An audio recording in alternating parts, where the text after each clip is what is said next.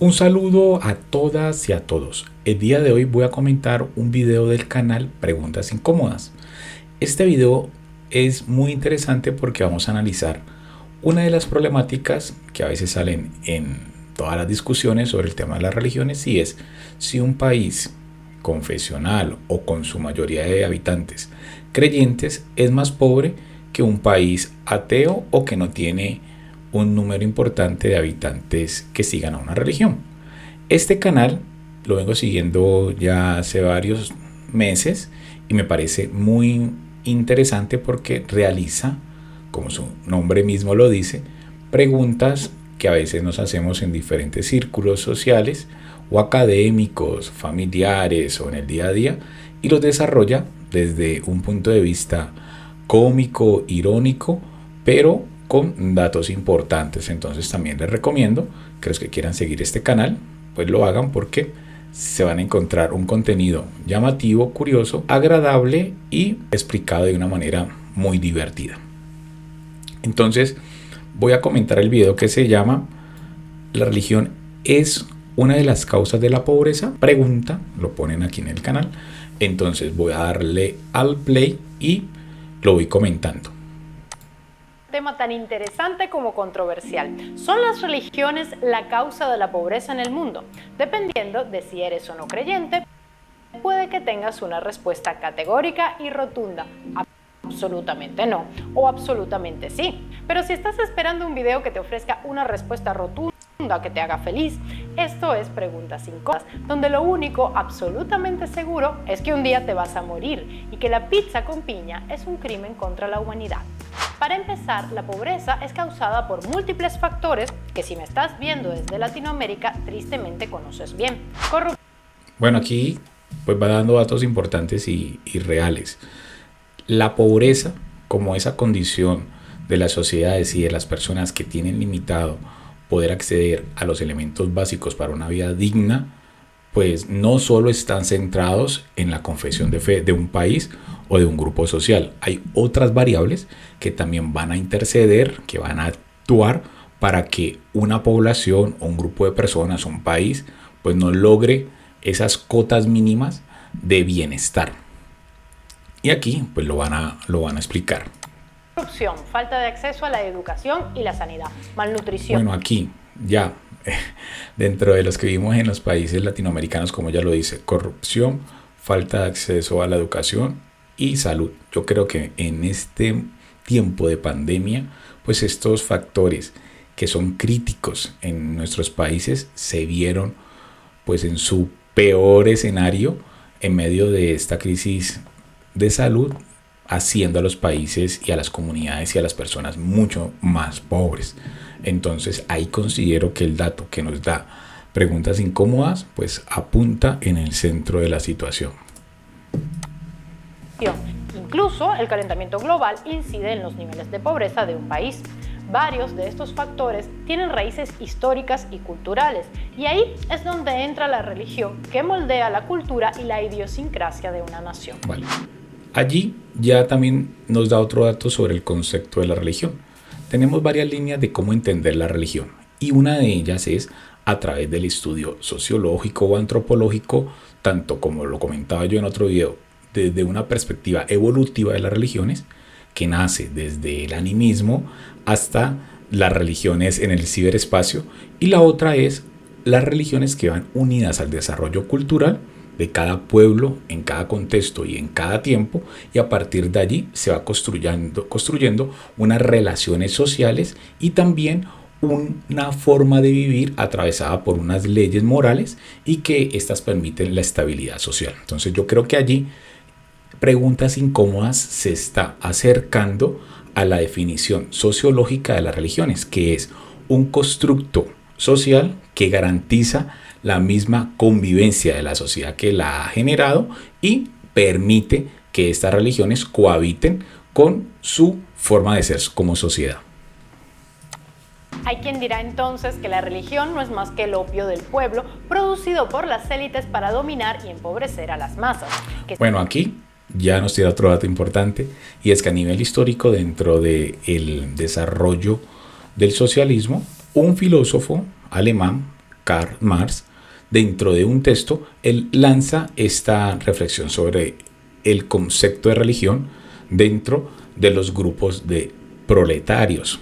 Y él identifica que la religión está actuando como esa plataforma y ese espacio donde el proletario entra y va perdiendo parte de su visión crítica de la realidad, llevándolo hasta el punto de no estar en contra de las políticas económicas que lo subyugan a el dueño del capital, porque en un mundo superior o en otro nivel de esta realidad, en este caso el cielo o el paraíso, todo el sufrimiento que está teniendo en la actualidad, en esta vida terrena, pues va a ser recompensado. Visto desde esta perspectiva, el ámbito religioso o la vivencia de una religión dentro de una sociedad, pues Karl Marx hace su denuncia de que esta religión o esta forma de vivir la religión, pues solo es un elemento más de los poderes opresores para mantener al gran público dominado sin que puedan desarrollar su visión crítica de la realidad para transformarla.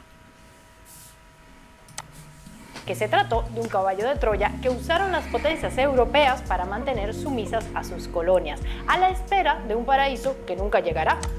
Ok, y aquí pues ella primero hace el aporte de Karl Marx, que estamos hablando más o menos finalizando el siglo XIX, y se va un poco más atrás ya el tiempo de la conquista, que es a mediados del siglo XV. Entonces, aquí la línea de reflexión sobre podríamos hablar del encuentro de las culturas, ¿no? La cultura europea con las culturas latinoamericanas, teniendo cada una de ellas una construcción y una vivencia de la fe a través de sus religiones, tanto de los pueblos indígenas, ¿no? Sus religiones autóctonas que tenían ya por milenios, y cuando llegan los europeos, pues con su religión, en ese momento la única a la cual pertenecían los que llegaron de Europa, que era el cristianismo. En este caso, el cristianismo pues va llegando a nuestras tierras latinoamericanas dentro de los grupos de los colonizadores, ejerciendo generalmente pues una línea de adoctrinamiento. Eso es claro, y hay preguntas incómodas que da en el clavo desde esta línea. Pero también había otra línea, los grupos de los colonizadores, cuando traían a los misioneros, que comenzaron a hacer reflexión sobre primero el valor humano de los indígenas, posteriormente el de los esclavos, porque en ese momento tanto el indígena como el esclavo, y aquí el que llevó la peor parte de la historia fue el esclavo africano, pues al principio no eran considerados como seres humanos, ¿no? Sino que estaban más cerca al nivel de los grupos de los animales.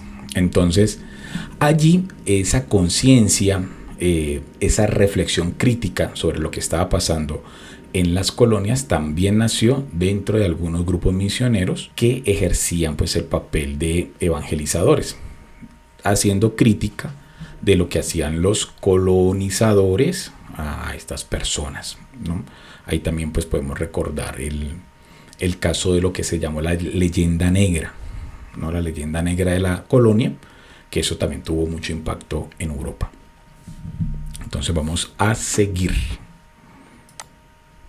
Viendo a la gente súper... Bueno, me recuerda aquí rápidamente pues todo el papel misionero de las casas, especialmente en la zona de Cartagena de Indias, San Bartolomé de las Casas. Supersticiosa y amante de la pobreza. Para muestra, las estadísticas. Los países con más creyentes son los más pobres. Bueno, entonces aquí es un dato que se ha generalizado mucho, donde se relaciona el número de creyentes con la pobreza. Generalmente la conclusión es, a mayor tipo de creyentes en un país, mayor pobreza. Y esto se ve reflejado en unas estadísticas que ahorita las van a mostrar rápidamente aquí en el canal de Preguntas Incómodas, y es donde casi en todas las discusiones sobre este tema pues sale a flote. Pero correlación no implica causalidad, a menos que esa correlación sirva para ilustrar nuestros puntos, ¿verdad? Esto es una broma, por cierto, antes de que alguien me tire un ladrillo en la caja de comentarios. Veamos cómo se da esta correlación y sus excepciones en algunos países de Latinoamérica. En nuestra región, la mayoría de los países tienen entre su población un alto porcentaje de creyentes. La nota discordante en ese sentido la pone Uruguay. Sí, Uruguay es el país en Latinoamérica que podríamos decir la gran mayoría de los habitantes, cuando se aplican las encuestas, no se siente identificado con ningún tipo de religión. Donde alrededor del 40% de la población no se considera religiosa, siendo este uno de los países con mayor PIB de la región y con mayor índice de desarrollo humano. Tendría sentido pensar que hay una correlación entre la ausencia de fe y tener un país medianamente decente. Luego, en países extremadamente pobres como Honduras, el porcentaje de creyentes y personas que consideran la religión como algo muy importante en sus vidas ronda el 90%. Entonces, cuando se toma rápidamente estos datos de las encuestas, pues la conclusión más rápida es decir, a mayor número de creyentes en un país, mayor pobreza. Esa es la reflexión inmediata. Pero esto hay que tomarlo un poco con pinzas porque, como también lo dice la periodista aquí en el video, hay unas excepciones. Especialmente podríamos hablar en esta zona del planeta, tanto sur, norte y Centroamérica, dos grandes países que están por fuera de esta normatividad, y sería Estados Unidos y Brasil, teniendo en cuenta las diferencias, pero tanto Brasil como Estados Unidos son países que tienen un gran porcentaje de habitantes creyentes. Países con altos índices de pobreza presentan estadísticas similares, pero hay excepciones, como Panamá, otro país al que no le va mal dentro de la región, que tiene un alto porcentaje de creyentes que consideran a la religión algo importante en sus vidas. De hecho, si buscamos un ejemplo de más peso, Estados Unidos, el país más rico del mundo, tiene un excepcional número de creyentes para ser un país desarrollado, que piensan que la religión es muy importante en sus vidas. Entonces, ¿en qué quedamos? Mientras más creyentes tiene un país, más pobreza, pues los números apuntan a que sí, pero es necesario tener en cuenta las excepciones. Puede entonces que el credo mayoritario de un país predisponga a su población a la pobreza o a la riqueza. Bueno, entonces allí muy importante con lo que viene a continuación y también el aporte que les quiero dar. Y es cómo podemos interpretar la realidad, no como, ya lo decía la presentadora, no como ese efecto causal inmediato de a mayor número de creyentes, mayor pobreza, sino que en medio de una condición de pobreza, las sociedades comiencen a buscar una alternativa para minimizar el efecto de esta pobreza en sus vidas y que la religión pues la tengan ahí, muy cercana a la mano, para encontrar en ella una voz de aliento, una palabra de esperanza, inclusive no solo en el ámbito espiritual, sino también de manera práctica, que ahí las religiones, los grupos religiosos, pues también ejerzan una labor para mitigar de manera real pues las necesidades básicas que están afectando a estos grupos sociales, como comedores comunitarios, guarderías, colegios y escuelas, donde la iglesia pues dentro de su labor pastoral brinde este servicio que el Estado no está cubriendo en algunas zonas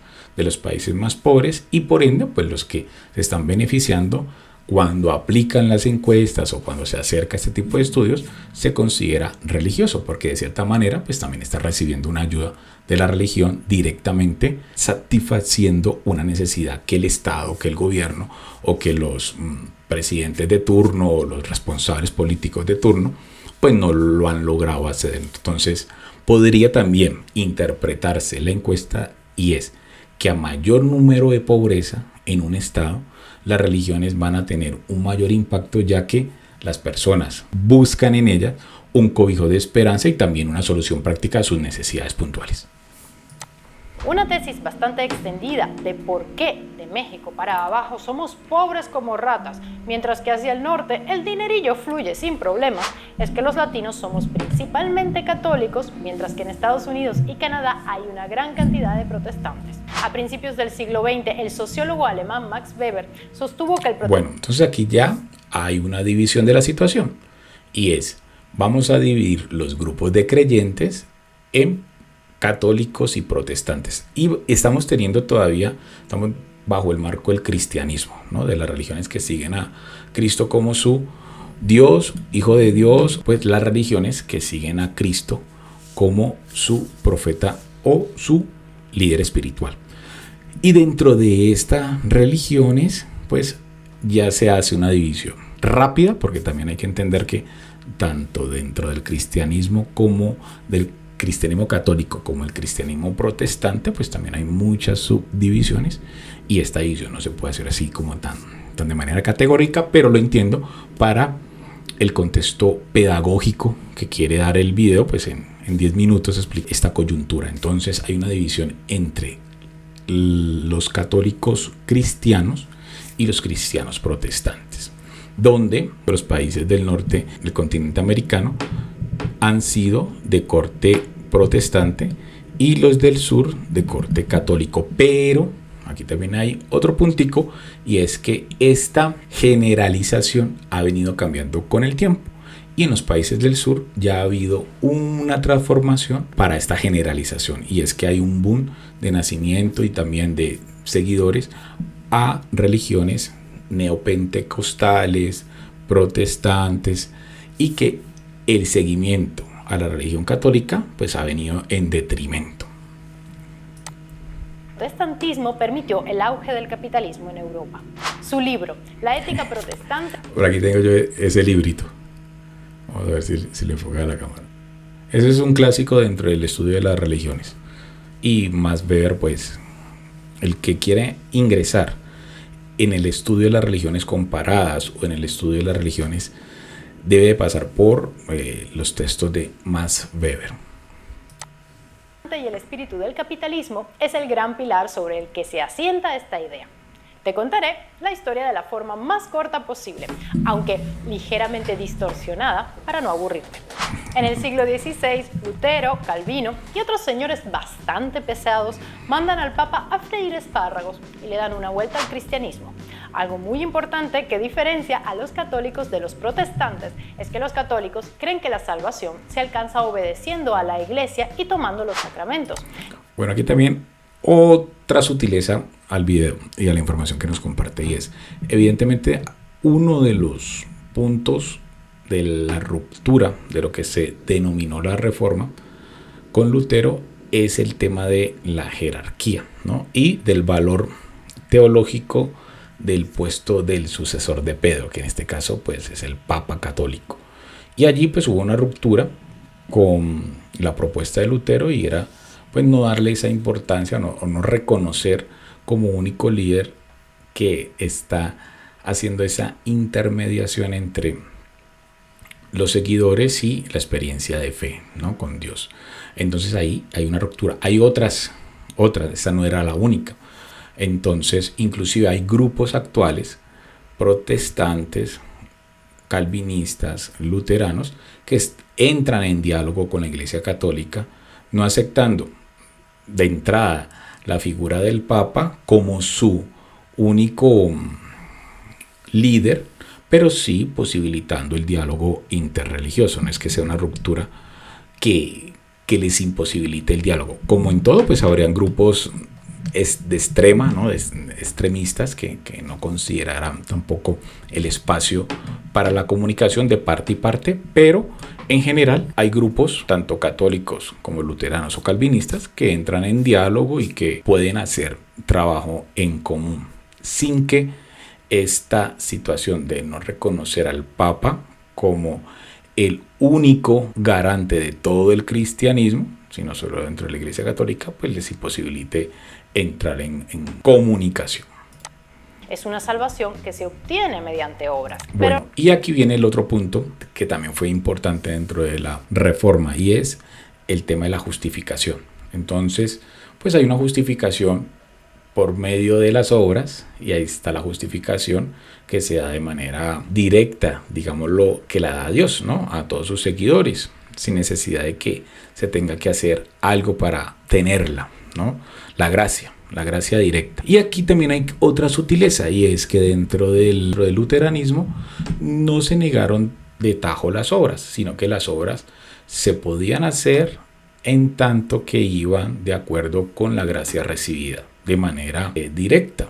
Entonces sí había y sí hay un tipo de acción que se puede hacer dentro de el protestantismo. Evidentemente lo hay, lo podemos ver en las iglesias, tienen sus acciones pastorales, pero no como una especie de negociación con la divinidad para recibir la gracia, sino que en coherencia con esa gracia recibida, pues el creyente en esta vida terrenal o contingente, pues debe seguir el modelo de Cristo, y una de las acciones de Cristo era pues ayudar a los más necesitados y estar allí en medio pues de las situaciones complicadas, complejas de la sociedad, dando una voz de esperanza. Entonces, hay los extremos. Yo sé que dentro de las comunicaciones y dentro de los diálogos que tenemos de manera general, siempre se hace este punto donde están los extremos batallando. Entonces, que unos solo se salvan con la gracia, otros solo se salvan a través de las obras, porque también dentro de la Iglesia Católica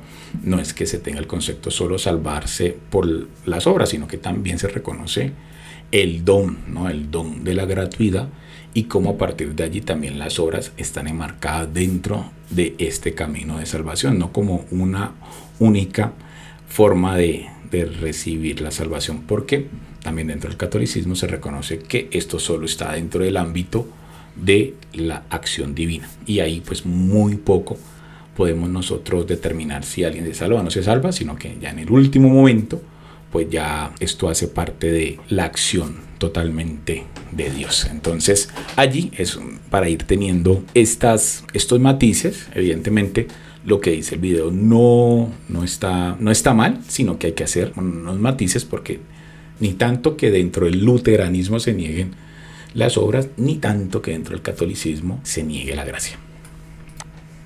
Pero los retorcidos protestantes, y en este caso los calvinistas, dicen que no, que ya Diosito nos asignó nuestro billete al cielo o al infierno antes de nacer. Da igual cuánto te esfuerces. Si Dios no te quiere, no te quiere.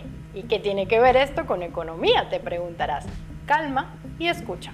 Pues tú te imaginarás la angustia existencial que supone para un campesino del siglo XVI pensar que Dios ya tomó una decisión irrevocable respecto a su salvación. ¿Estoy salvado o no estoy salvado? Porque si ya estoy salvado, puedo portarme como un perro hedonista en esta vida. Ya tengo mi asiento en el paraíso. Pero si no estoy salvado, igual me porto como un perro. Al menos así la paso bien en esta vida. Dilemas existenciales de la gente corriente hace 500 años. Los calvinistas resolvieron sus dudas respecto a la salvación asegurando que el que una persona trabajara duro y tuviera éxito económico, además de tener fe, era una prueba de que estaba salvada.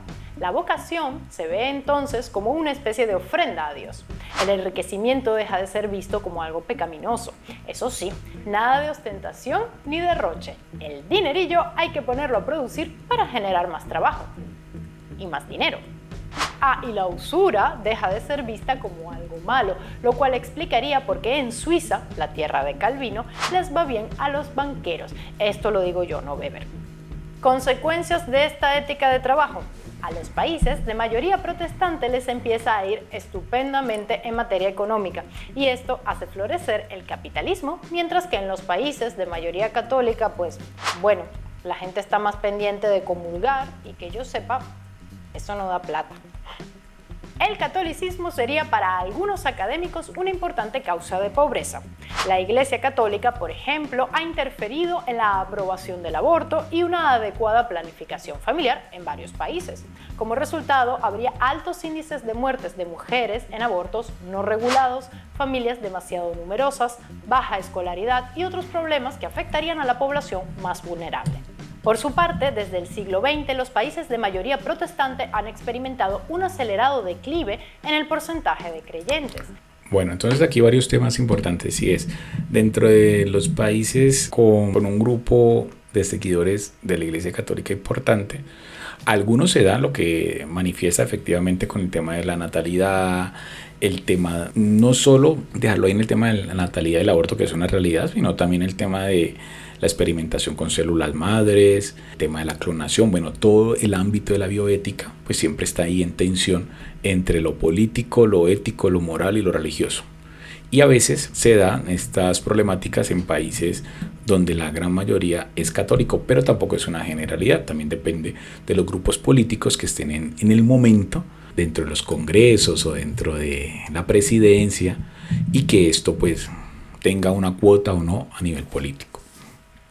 Fíjense que hace poco en Argentina pues aprobaron la ley de aborto, y en otros países también de la región, que se va dando esa división entre lo político y lo religioso, que en algunos se da, otros no. Bueno, eso también es otro tema interesante que podemos tratar en el canal, y es cómo dentro de países con constituciones de corte laical pues todavía se sigue viviendo una fuerte experiencia de lo religioso dentro de las decisiones políticas y sociales de un país que no tiene como eje central una religión de Estado. Entonces eso también es algo importante. Vamos a ver si hago un video sobre el tema. Bueno, voy a dejarlo hoy por aquí para que no se me haga más largo el video, y después en otra sesión termino de comentar el video de preguntas incómodas sobre la relación entre la creencia de un pueblo y la pobreza. Entonces los invito a que se suscriban a mi canal, a que le den a la campanita, y nos vemos en el próximo video. Hasta pronto.